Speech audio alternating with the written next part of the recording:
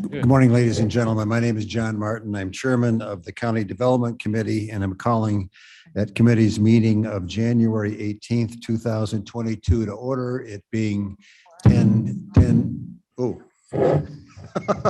That it being 10:22 a.m. on that date.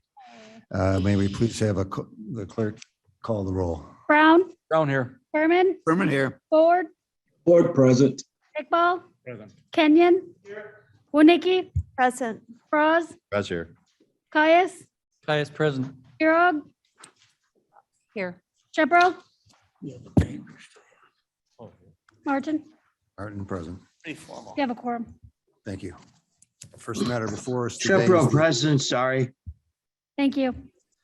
First matter before us today is the approval of the December 21st, 2021 minutes. May I have a motion, please? Mr. Fries moves, Dr. Iqbal seconds. Are there any suggested changes or comments? Hearing none, and clerk, please call the roll.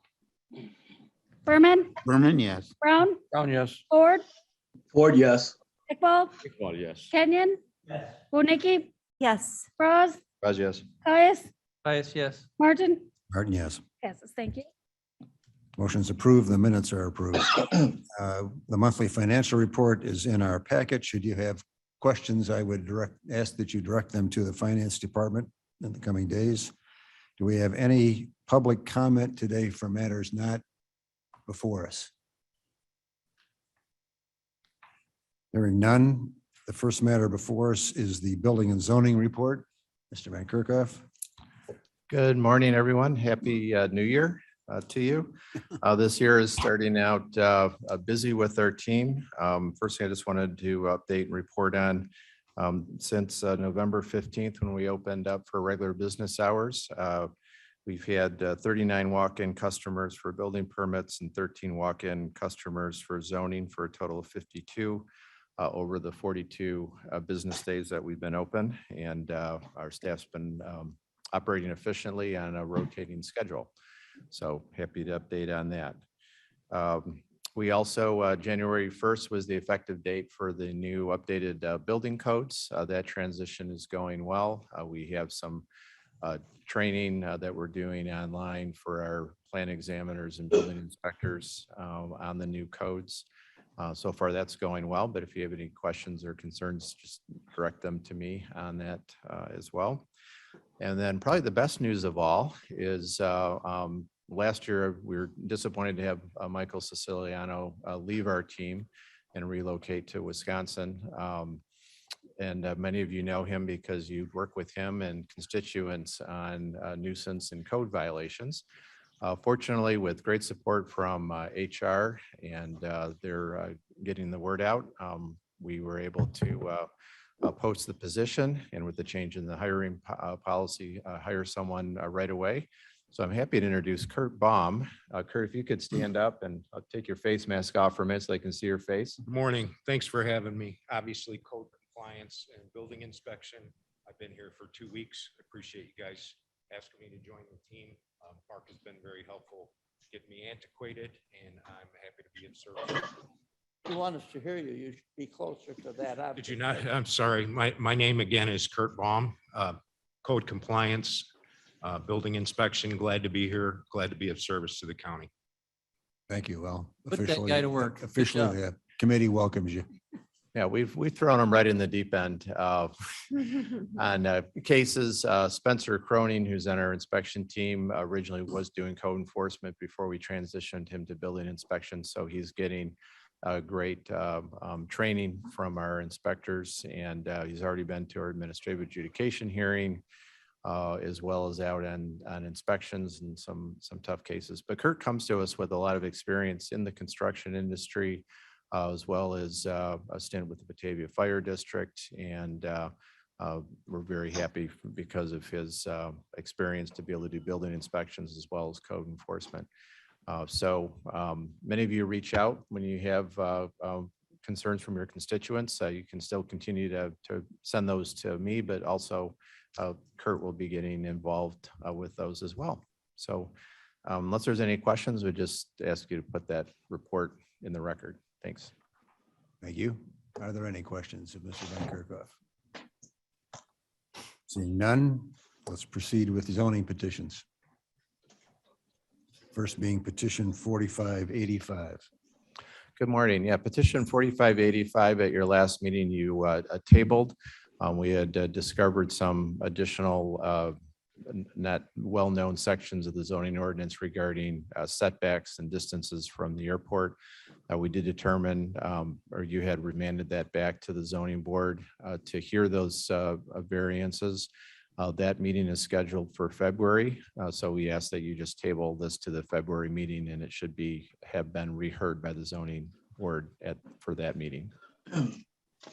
May we have that motion, please, to table this? Fries moves to February table. meeting? Ford seconds. Fries moves, Ford seconds. Any comments or oh, there is no comment or question. We're gonna have fireworks when that one finally gets approved. Yeah. Would the clerk please call the roll? Berman, Berman, yeah. Brown, Brown, yes. Ford, Ford, yes. Iqbal, Yes. Kenyon, Winnicki, Yes. Bras, Fries, yes. Caius, Caius, yes. Martin. Yes. The second and last petition is number 4586. Mr. Van Kerkhoff. Good morning. Yeah, this petition is before you this morning. This is rezoning from F District Farming to E2A District Estate Residential, which would allow this vacant parcel in a residential area to have a new single-family residence constructed on it. The petitioner is here this morning to answer any questions or might have some additional comments. Next slide, please.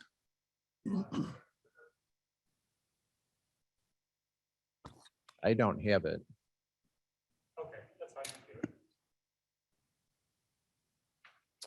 This is the location on the 2040 plan map. It's in an area that's primarily urban neighborhood mixed use infill. There are some mixed uses here, but it's primarily residential. Next slide, please. Here it is on the zoning map. You can see most of that older neighborhood off of Old Kirk Road there is zoned F District Farming with just a couple of parcels that are zoned E3 and a couple of special uses. Next slide, please. Here it is on the aerial. You can see the residential makeup of the neighborhood. This is right across the street from the baseball stadium and Settlers Hill to give you oriented there off of Kirk Road. Next slide, please. Here's the parcel closed up. It is sort of immediately east of the Church of Latter-day Saints, which is just to the west of there. And you can see it's a primarily wooded parcel. Next slide, please. There's just a close-up of the same. You can see there's a existing access drive off of Old Kirk Road on the north side of the property that loops around just a little bit further to the north and east of the subject parcel. Next slide. Another close-up. Next slide. This is the proposed preliminary site plan for the new single-family residence to be accessed off of that existing driveway. Next slide. Here's a legal description survey of the subject parcel. Next slide, please. So staff recommended stipulations from Water Resources. An easement to ensure access to utilities must be created.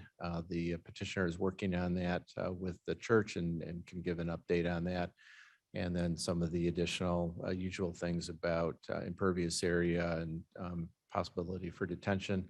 The home will need to connect to the city of Geneva for water. Wetland delineation may be necessary if encroachments of potential wetlands are suspected at the time of permitting.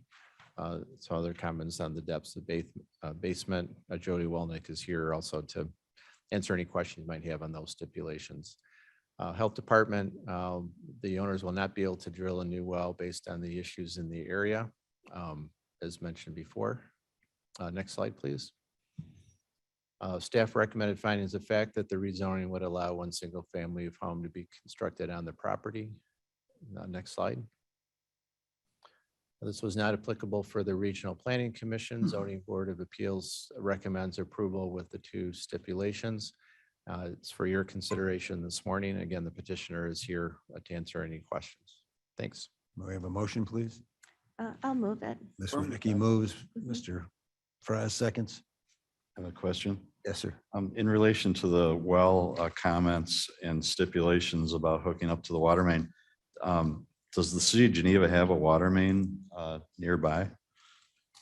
It's actually been constructed in that neighborhood over the past fall, and the homes in that neighborhood are being hooked up into the system currently. Okay, so you'll have to actually go down the lane all the way to Old Kirk. That's correct. They've already been connected. So we've been. Can you please come to the microphone and identify yourself? Yes, I'm Patrick Caulfield, guys. Thanks for having me today. So we've been working in coordination with the city of Geneva, and everyone's been very cooperative with the process. So we knew long ago that we would have to connect to city water. So now it's just a matter of just fine tuning it when we get our property, when we get our home constructed to be able to connect. Okay, thank you. Yep, thank you. Ms. Winnicki? Thank you, Mr. Chairman. Along that same line, what are the well issues in that area? Waste management can better speak to that. Is a issue related to the landfills. Oh, okay, understood. And then for Mark, how big is the lot or maybe the petition? It's just under 2.5 acres. Okay, thank you. Anything else? Mr. Martin. Ruba. Yeah, I'd like to know if the petitioner has approached City of Geneva for annexation, and would he be interested to go that route? I don't think it's contiguous. No? No. That's correct. It's not contiguous. Anybody else? No further questions. Would the clerk please call the roll? Berman, Yes. Brown, Brown, yes. Ford, Ford, yes. Iqbal, Yes. Kenyon, Yes. Winnicki, Yes, Frost, Raz, yes. Tyus, Yes, yes. Martin. Martin, yes. Motion is approved. good luck to Congratulations. you. Thank you, guys. We now have a presentation, Beekeeping. which is Mr. Van Kerkhoff. Good morning. Thank you. We have for discussion and the staff requesting feedback from the Development Committee this morning. An identical presentation will be held or conducted at the Agriculture Committee on Thursday for their input on beekeeping. So why are we discussing beekeeping? Beekeeping has become increasingly popular in urban and suburban areas. In 2016, the last time the county board took a look at beekeeping and potential regulations, Illinois had over 3,000 beekeepers, almost 25,000 colonies, and 4,500 apiaries. There was also the Department of Ag at that time conducted almost 5,000 inspections for bee colonies. So as I mentioned, beekeeping was last considered by development and agriculture committees in 2016. They at that time directed staff to work with partners to prepare a reasonable approach for Kane County. Staff gathered input from partners at that time. In fact, one of our staff members, Spencer Croning, attended numerous beekeeping association meetings, 2 beekeeping seminars, and learned real hands-on exactly what our beekeepers do to maintain and really for us to help understand what the needs and challenges and opportunities for beekeeping in Kane County there are. We then followed up with a beekeeping town hall. This was really well attended by beekeepers and organizations, provided us good input. The main input that they gave us at that time was, please don't regulate us.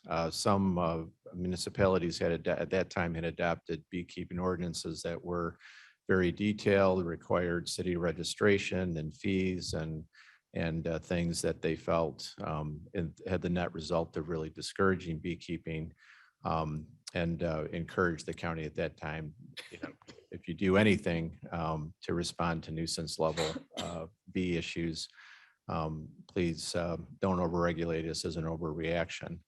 They also at that time volunteered to step in and work with people who were, novice or maybe hadn't been connected to the beekeeping community. Some of the resources we used at that time and continue to be a resource for us, Department of Ag, the Kane County Farm Bureau. There's a variety of beekeeping organizations and clubs that operate in the various parts of the county and in the region. You can see the Cook DuPage Association goes back to 1921. So at that time, the staff brought back approaches for Kane County to encourage a robust, healthy bee population. Two main approaches, one by education, providing basic facts, address misinformation, and provide resources, which we have done mainly through Kane County Connects. And of course, our partners continue to do that. We also recommended considering reasonable and enforceable regulations to address nuisance level issues. Although at that time in 2016, the two committees decided not to pursue any additional regulations. Some of the education and outreach has included talking about the different topics and different resources, and potentially doing a brochure. And of course, as I mentioned, Kane County Connects and some of our other resources. Also, just to mention, in the meantime, our development department planning team has gotten a grant from ComEd for doing some beekeeping, bee habitat planning in respects to a property at the northwest corner of Peck and 38. So back to the addressing nuisance level issues. We have had since 2016 and continue to have a few isolated areas where beekeeping, I guess you could call it extreme beekeeping, where someone has more hives and colonies on a small parcel than is necessarily good for the bees, and certainly not good for the neighbors. One of the issues, bees need a water source. So if the property in question hosting the colonies has more bees than there are water available on that parcel, they seek out water from any nearby source, including residential swimming pools and ponds and things that people might have. So I want to credit Spencer Cronin. He's done a lot of research in some of the various ordinances that have been passed and helped me come up with some of the items that could be regulated to prevent a nuisance level type issue. So one component of that could be looking at hive density. And that could be done by parcel size, if they're in proximity to residential uses. Some of our other nuisance level items restricting locations for chickens and horses and stuff are also have those same concepts. There could be some exceptions if a small parcel happened to be isolated that wouldn't bother anyone adjacent anyway. We kind of took the approach of looking at what other communities have done for restricting the number of colonies by lot size. And then for a nuisance level approach, basically doubled it to give a higher threshold of potential before it became a nuisance. Some of the other items that could be regulated in a nuisance level ordinance could be hive placement in terms of not allowing them in the front yards, having some robust setbacks from the front and side yard. There could be an exception if a flight barrier is present. Basically, that's a 6-foot high fence that prevents the bees from flying directly into right across the lot line, so to speak. A little bit of information on a flight barrier there. Another component would be making sure that they're registered with the Illinois Department of Ag.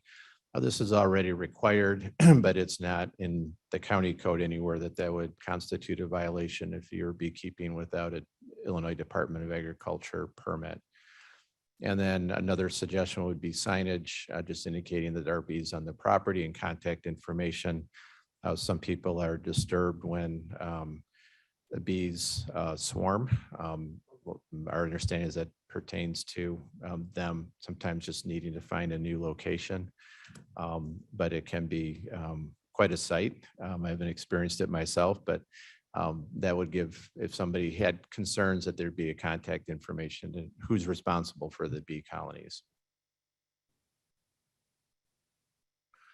So our next steps would be to continue to get input from partners on these approaches that we're taking a look at. If the committee and the committees would like staff to, we could draft some amendments to our chapter 15 of the county code, nuisances and property maintenance, that would incorporate some of those concepts for what would constitute a nuisance if these things weren't observed, and then bring draft amendments back in February to both committees for potential adoption in March, which would be just ahead of the active bee season.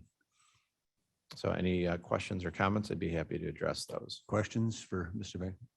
Mr. Your Caius. Caius, yes, Caius here. Having had some experience with entomology and beekeeping, and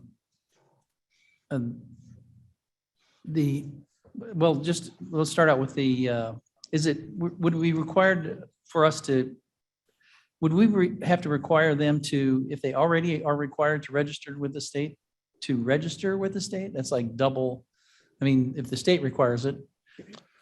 Yeah, so what staff is recommending, some communities have adopted a beekeeping ordinance that is very detailed and lays out things that people have to do in order to have bees. Taking a nuisance level approach is a little bit more wide open. It recognizes the fact that people already have the right under a county code to do beekeeping activities, but it's saying that if you were to do beekeeping that was not within these parameters, it would be declared a nuisance. So it'd be complaint driven. So if somebody was, like our other aspects, so if somebody complained, had concerns about beekeeping activity on a parcel, particularly if it was in a residential parcel and was, causing disturbance in the area, we would follow up on that. And if we had a finding of fact that they in fact exceeded the number of beehives, that they had not registered with the state of Illinois, then we would cite those as part of the violation for them to come into compliance. Is there any, I guess, I don't know what the standard is. You're going to continue to investigate this further as far as the standard for, I could see this 25 feet, 35 feet. There's no history of which of these is the best, or this is actually accurate, because bees go for like a quarter of a mile. And if they swarm, they're being mismanaged is what it amounts to. They should never swarm out of a commercial hive or a hobby hive.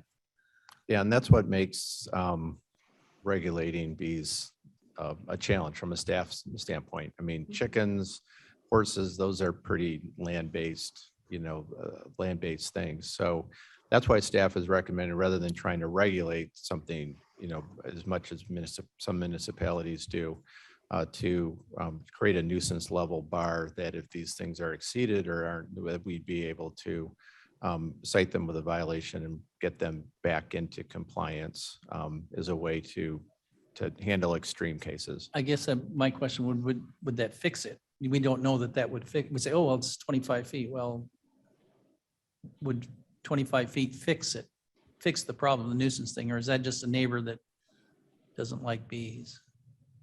Not necessarily. And that's why, I mean, in terms of the items that we think could potentially be included in what we might cite as being a nuisance, the hive density is probably 90% of the issue.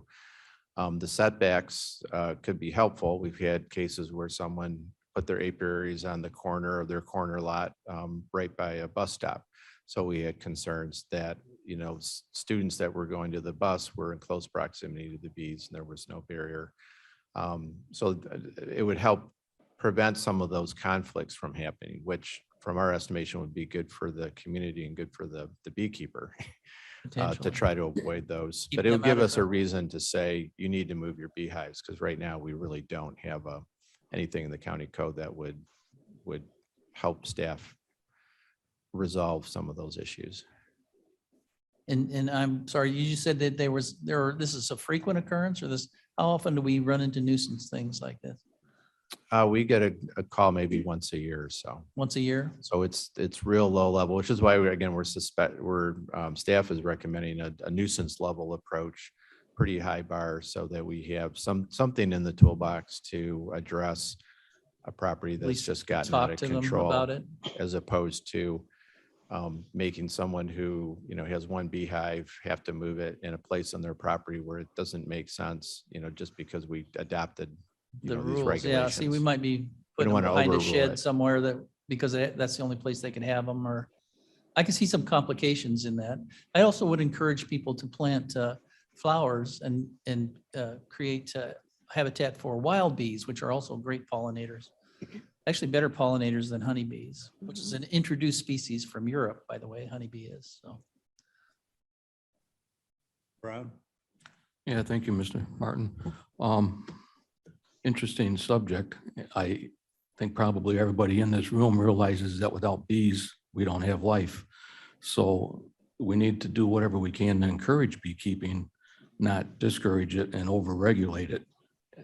I agree with a lot of the things that are on here, and I understand that, somebody could put a beehive right next to their lot line and the property next to them. That property owner may have a patio that's very, very close in proximity, so it could become a real nuisance. But I think we're, really touching a slippery slope here when we try to regulate what beekeepers can do. It's my understanding that when a bee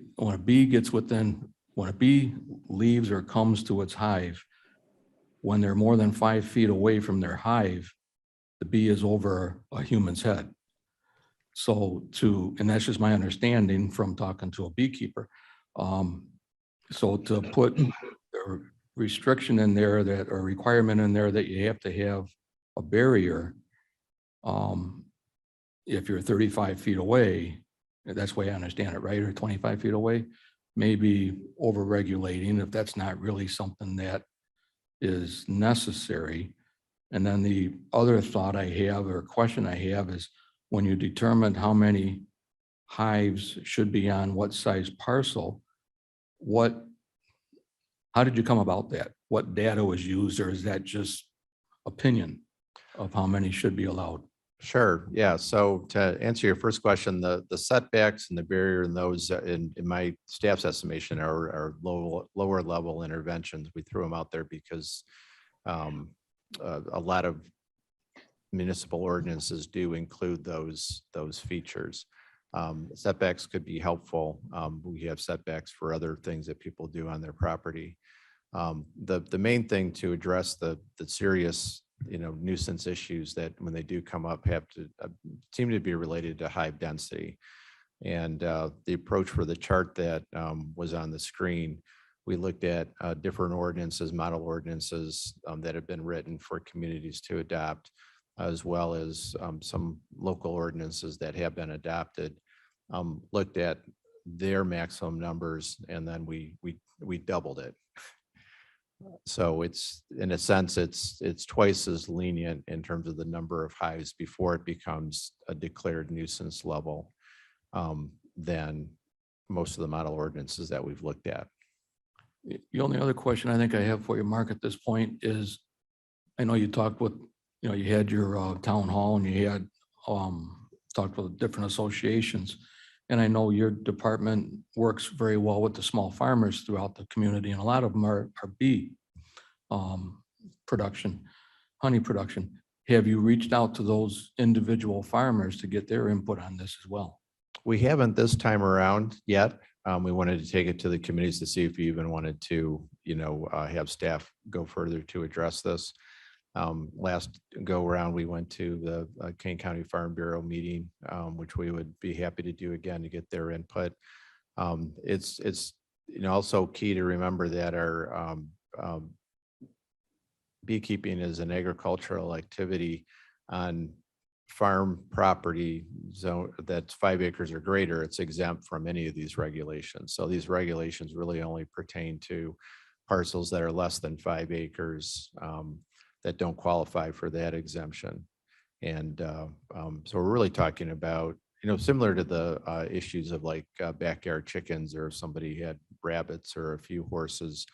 We have some stipulations in our zoning and in our nuisance ordinance that say they have to be 100 feet from a neighboring residence, and things that help provide some guidance for how those are managed in a residential setting. So we feel that, our staff, feels that having a density limit would be probably the most enforceable and seem to address the issues that we've experienced in the last decade. Thank you. Anything else? How many complaints have you gotten on, I'm sorry. No, go ahead, I'm sorry. Mr. Caius. Ms. How many Winicky? complaints have you gotten on chickens? How many average do you get per year? Or like that? Chickens, we probably get 5 to 10 a year. A number of years ago, we adopted regulations on roosters in particular that helped considerably.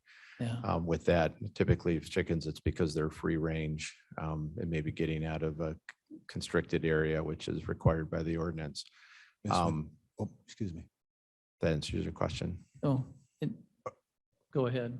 Barb? Thank you, Mr. Chairman. I think something else we need to focus on is honeybees seem to be attracted to water and the distance to pools.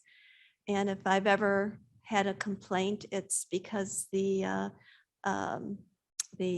apiaries are located too close to a private swimming pool. And I'm not in favor of private swimming pools, don't get that idea, but I think that's something we do need to consider. And I think with COVID, there are several more residents putting in private swimming pools. And so it is maybe something we should consider. Yeah, that's a tough one. One of the issues Huh? we've dealt with historically has been because there was a pool immediately adjacent to a There you property. go. Uh-huh. So that is problematic. It usually, my understanding is it can be solved by the beekeeper providing enough of a water source, Mhm. right by the hive, so they don't have to go, next door to get water. Exactly. So those are tough. Those are tough issues. Mhm. One more swing, two more swings at it. Sure. Go ahead, Mr. Caius.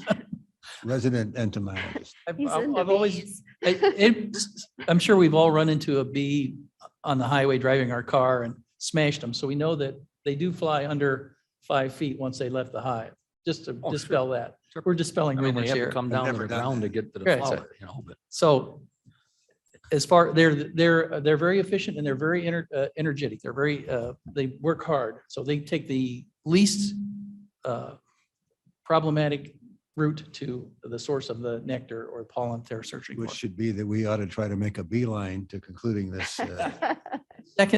topic. Second was, are there other regulations that would like in the county that would address nuisances just in a general sense that the honeybees would fall under? No, we've looked at that. Our language is pretty specific in terms of other types of pests, like cockroaches and other infestations. And it's hard to see under our ordinance how we could cite somebody for having an abundance of bee colonies, is how to define that as an infestation. I think it's, probably a better approach and probably better supported by the amount of ordinances and regulations that other communities have adopted to adopt some kind of a maximum number of colonies per lot size with some other conditions relative to proximity to residential and possibly swimming pools or something that help, address that, nuisance level. Be noted that a lot of people don't know the difference between a yellow jacket and a honeybee too. That concerns me. They're Well, this- complaining about we that. We could go on forever here. I would like to make a totally ignorant comment, and that is that since honey flavor is all colored by what the bees eat when they make it, I would think that if you got your water supply from the neighbor's chlorinated swimming pool, you'd have pretty crappy honey. But then Again, What do you do? my Yeah. only qualifications are that I was a lawyer for 40 years and I'm used to saying There you things about go. which I know nothing. So, Typically, when, Mr. Martin, typically when a bee finds the neighbor's swimming pool, the bee doesn't return to the hive. It would die. oh, okay. It's gonna drown. Queen bee. Well, we've beaten this subject to death, but am I fair in representing to Mr. Van Kerkhoff that the staff is instructed to continue in this effort of controlling apiaries, is that right term? Apiaries, yeah. Apiaries only to the extent that we need to deal with their nuisance, potential nuisance factor. Thank you. And tread Thank you. lightly on those bees. Ah, You say apiary, I say apiary. do we have anything in special projects to discuss? No, you just have in your packet a report on the activities of our planning team, many of which report to other committees as well. So I'm happy to answer any questions. Okay, thanks. Hearing none. Subdivision and environmental resources. Do we have anything additional to discuss there, Ms. Wolnick? Nope, just one item under water resources. Okay, well then let's go to item number 9, water resources, the resolution relative to the Ogden Gardens water tank. Thank you. We have before you this morning a change order with Integral Construction for the construction of the Ogden Gardens Water Trust Water Storage Tank and Building. If you will recall a little bit of history on this project, this portion of the project was actually designed by the Water Trust before the county became involved. And the Water Trust received the Community Development Block Grant funds. So the county was positioned in this project to provide the bidding services for this project. In our discussions with the Water Trust, they had gone and had several meetings with the IEPA and also had a letter before we did bid the project from the IEPA with minimal comments. And so the project was bid with the assurances that the IEPA permit was forthcoming. After the bids were accepted and received, the Water Trust still had not received the IEPA permit. They contacted them again and subsequently received a letter with about 12 items on it, to everyone's surprise. So unfortunately, with the cost of steel all over the place, as well as the additional requirements from the IEPA in order to receive the permit, there were significant changes that needed to be made, and this change order reflects those. The other item that did come up once we did start looking at the architectural plans was that the architect had placed the wrong size length tank inside the building. Because of this, it required it did not enable access around the tank from the interior of the building in a single door. So the architect was required to add an additional door, which then required a stoop and hand railing in order to access both sides of the tank. That was the most cost-effective way to manage that. So in total, the change order amount is $119,739. This changes the, and I notice I do have a correction that needs to be made on here. I don't have the correct verbiage. But however, the total contract amount, the dollar figure is correct at the $420,259 for the contract amount for Integral Construction. So I would ask for approval of this resolution. And we have a Ford would motion. move. Ford Ford would move. moves. Kenyon seconds. Do we have any comments? Does, Mr. Caius? Mr. Caius speaking, does the architect bear any responsibility for costs if this was a? I don't, yeah, I don't, the cost would have been there regardless of the architect's mistake because we would have had the extra door. So it certainly was a miscommunication between their operator who was obtaining the dimensions of the tank and the architect in regards to the access around the tank. But I know IEPA certainly is incredibly short-staffed. So it was unfortunate that the direction they provided the Water Trust was that the permit was pending. In reality, they had significant additional comments. Anything else? Mr. Brown? Thank you, Mr. Chair.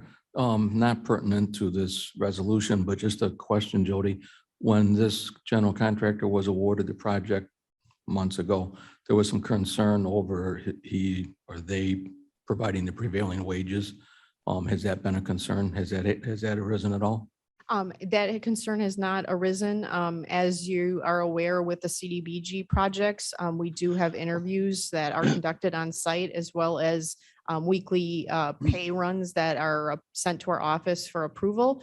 And so we will have all that data to ensure that prevailing wage it's actually, because this is a federal project, it's not prevailing wage, it's Davis-Bacon. And so we will be ensuring that the wages are correctly paid. Thank you. Anything else? May we please call the roll? Berman, Berman, yes. Brown, Brown, yes. Ford, Ford, yes. Iqbal, Yes. Kenyon, Yes. Wodnicki, Yes. Bras, Guys, yes. Tyus, Guys, yes. Martin. Martin, yes. Motion carries. Community reinvestment, Mr. Berger, do we have anything from you? Good morning, Mr. Martin. We do not have anything for you today. Thank you very much. Is there any other new business which members of the committee would like to bring forward? I see the chairman putting on her microphone. Thank you. Back to the bees, if you would give me liberty. Not the domestic bees, but do we have any protections for the wild bees? I mean, I'm learning a lot after this conversation, and it was mentioned by Mr. Caius that wild bees are the greatest pollinators. Are they protected? Are their hives protected? Because they're in trees, right? Or in trees, holes. I don't know much about bees. I mean, are they, if somebody's going to be purchasing some land, for instance, and there's a wild bee hive there, is that wild bee hive protected? Or does it have to be relocated? I'll let Mr. Caius answer that. I Well, don't believe there Wild are. bees are solitary. They may be solitary but gregarious. That means they nest close together but separate straws or stems or knot holes and things. You're talking about, right. Wild bees are different. Well, there's honeybees and there's wild bees. Now, even though Wild they're. bees don't create honey. Hmm? Do wild bees create No. honey? But they do pollinate. They're best at pollinating. So the question I am asking is that they are not protected because they're solitary individuals and insects, critters. That's his, if they're protected. Yeah, you can't just kill bees, but They're an Yeah. animal. So they're protected somewhat, but you have to find the problem first. I have no idea. There are not any county level regulations that the board has adopted that address wild bees. And if they're living in a stem, therefore that cannot happen? Is that what I'm hearing? we could discuss this later at the entomological seminar, pollination seminar that we're going to have after this. Because if I'm hearing, Okay. if I'm hearing from Mr. Brown that bees are life and protect life because they pollinate things, shouldn't the non-domestic bee also have an equal opportunity for protection? It's Absolutely. right. Equity. I believe in equity. I frankly I- don't know. It was just I I'm have- envisioning this is all new a for me. lawyer's dream and an enforcement nightmare, but yeah. The nightmare. Well, Mr. Chairman, Shepro. Let's continue the vague discussion. Yes, Mr. Shepro. I just wonder if we ought to give Mr. Van Kerkhoff and his staff an opportunity to look at this before we start deciding to draft it here this afternoon or this morning. We did do that. Well, yeah, certainly I don't want to draft it. So if that's your suggestion, I think we have a consensus to let the staff address the issue, and should they see it to be a manageable issue, bring it back to us with some suggestions on how we control insects within the county. I think the motto is be prepared. just, You did kick the high. Call for the Is question. there any other new business? This is the honey-do list, right? Uh-huh. May I have a motion, please, to place the sundry reports on file? Oniki moves. Fries moves, Great Ball seconds. Please call the roll. Berman, Yes. Brown, Brown, yes. Ford, Ford, yes. Iqbal, Yes. Kenyon, Yes. Winnicke, Yes. Braz, Yes. Caius, Yes. Martin. Martin, yes. We have no need for executive session. Mr. Kenyon moves to adjourn, and Want to get off 10 to who high. wants to second? Mr. Fries seconds. All in favor signify by saying aye. Aye. Put same sign.